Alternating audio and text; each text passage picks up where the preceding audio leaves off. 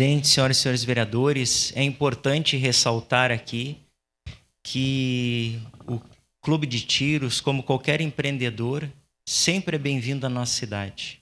E quero parabenizar vocês aqui por essa luta. E é nesse momento agora a responsabilidade do legislador, que quando ele tem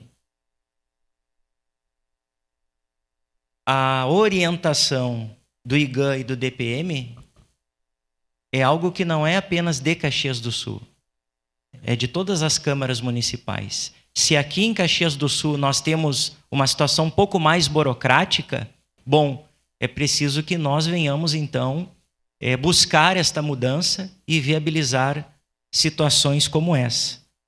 Eu estarei votando conforme a relatoria, né, que eu não tenho como votar ao contrário, mas cabe salientar aqui, e por isso é importante a gente falar.